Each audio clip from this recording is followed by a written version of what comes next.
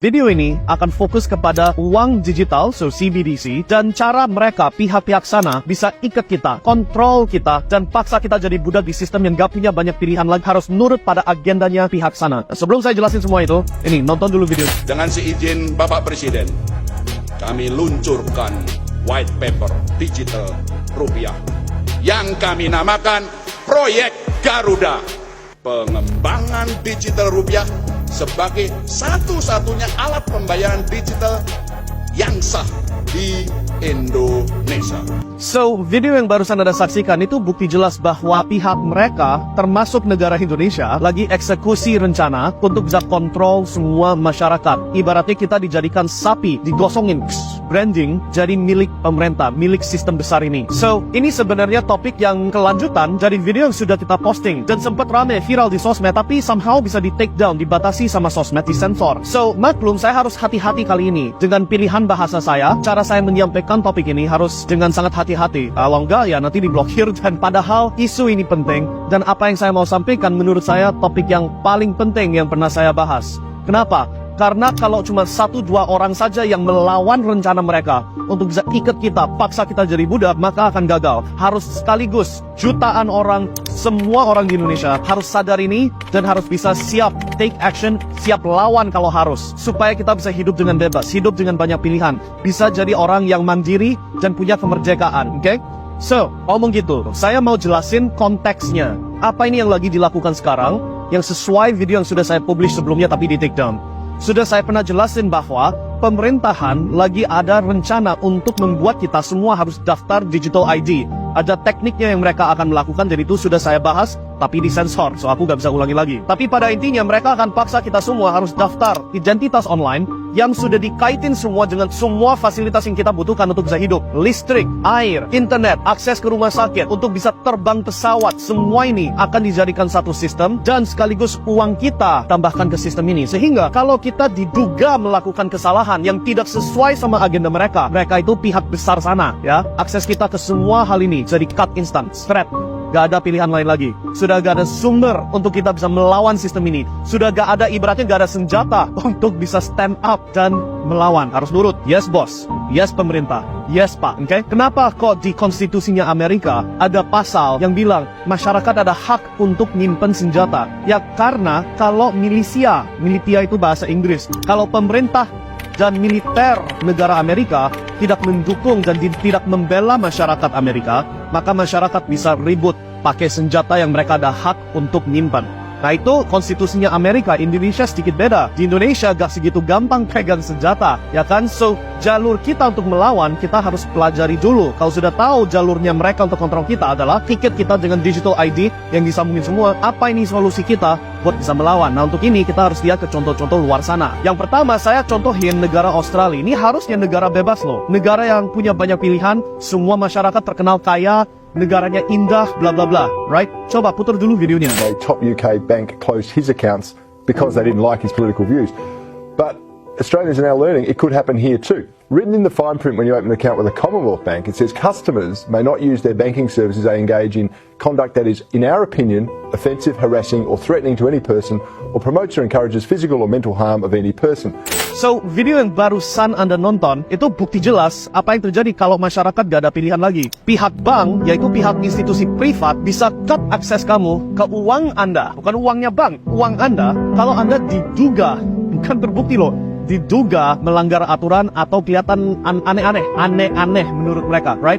Kejadian ini bukan khusus ke Australia juga. Di Kanada di tahun, kalau nggak salah di 2022 atau 2021, Kanada membatasi akses masyarakat ke uangnya mereka gara-gara ada yang protes. Protes gak mau dipaksa harus suntik. Nah mereka pada protes, dan tanpa keputusan pengadilan, tanpa jalur hukum, tanpa keputusan DPRD, tiba-tiba uang protestor ini di-cut. Dan karena gak ada uang, mati protesnya, gak bisa dilanjutkan, right? So ini contoh buruk kalau kita gak melawan, kalau kita gak ada jalur untuk bisa stand up dan bilang no, kita gak mau kooperatif dengan sistem digital ID, digital dollar atau digital rupiah ini. So solusinya apa? Kalau kita lihat ada maybe 2 atau 3 solusi yang bisa kita bahas.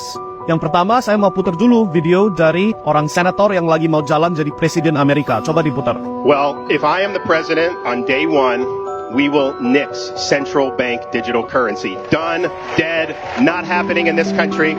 In the state of Florida, So, contoh itu adalah jalur hukum, itu opsi 1. So, si calon presiden ini, dia sudah bilang, kalau saya sempat jadi presidennya Amerika, saya akan pastikan CBDC, atau digital currency Amerika ini yang didukungin sama central bank, gak akan bisa jadi sah. Dan jalur yang mereka sekarang ini pakai adalah, mereka sudah hukumkan di state of Florida, atau provinsi Florida lah ya, mereka sudah hukumkan bahwa mata uang yang sah harus dolar yang biasa, gak bisa dolar digital yang di backing sama central bank ini, oke? Ini beda dari Bitcoin dan kripto lainnya. Ini kita ngomong central bank digital currency.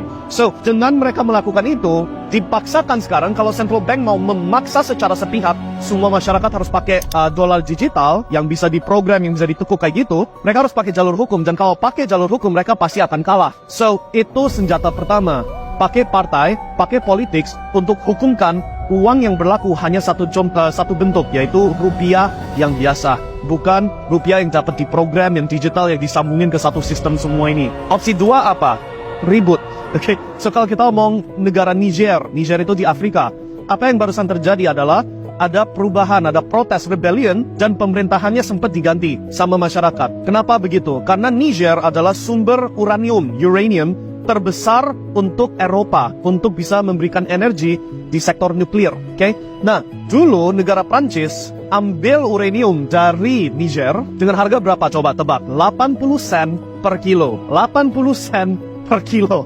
Sedangkan harga pasarnya uranium berapa? 200 euro per kilo. So ibaratnya uraniumnya dicuri, diambil tanpa ada kompensasi. Nah, masyarakat ribut, masyarakat protes, rebellion, berhasil ambil ahli negaranya sendiri. Sehingga sekarang Niger siap jual kembali uraniumnya, tetap lanjutkan, tapi dengan harga pasar yang berlaku sekarang, yaitu 200 euro per kilogram. Nah, benefitnya larinya ke masyarakat Niger. Kejadian yang mirip juga sudah terjadi di negara Belanda. So, sempat 2023 ini atau 2022 aku lupa, pemerintahnya Belanda, Netherlands, mereka mau sitah, ambil paksa semua lahan pertanian dari masyarakat dengan alasan yang konyol. Nah, dengan keputusan itu yang jelas-jelas gak adil buat penduduknya Belanda ini, si para pihak petani, mereka semua ribut dan membuat partai baru untuk jadi leadership yang baru, dan mereka yang menang. Sehingga sekarang negara Belanda sekarang ada partai pertanian yang jalanin negara itu, dan karena sudah berhasil, gak jadi semua lahan pertanian disikat sama pemerintah. So, jalur kedua ini yang mana kita bisa ribut, gak harus ribut yang sampai pakai violence ya, tapi setidaknya ribut dalam arti kita ambil ahli dari keputusan negara sendiri, itu satu opsi yang bisa dipertimbangkan juga supaya gak bisa dipaksa jadi budak. Lalu opsi ketiga adalah harus asumsi bahwa kita akan dipaksa jadi budak, semuanya gak berhasil, maka kita harus bela diri sendirinya.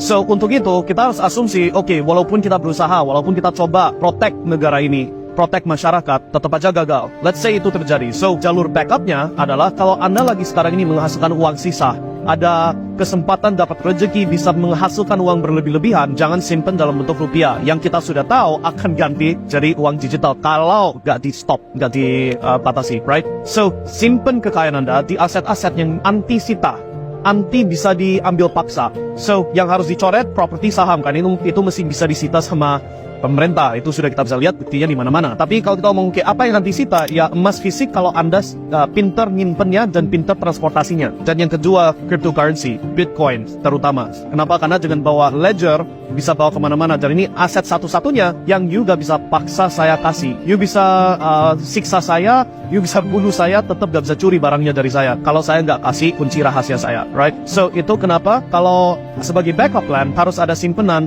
yang bentuknya aset yang bisa bawa keluar atau bawa kemana-mana, gak bisa disita, dan sifatnya sangat gampang ditransportasi juga. Oke, so itu 3 opsi Anda sebagai solusi pertimbangan untuk bisa melawan rencananya si pihak sana yang aku harus hati-hati ini untuk bisa kontrol kita semua. Semoga apa yang kita bahas membantu kalian setidaknya buka mata, mulai menyadari. Dan saya pesan kali ini, please share video ini, please bagikan ini ke sebanyak orang sebisanya. Karena sekali lagi, kalau kita mau bisa simpan kebebasan kita, ini gak bisa cuma 1-2 orang, harus sekaligus jutaan orang yang fighting, yang bilang no, saya gak mau daftar digital ID, saya gak mau kooperatif dengan sistem yang ujung-ujungnya mengunci kita, right?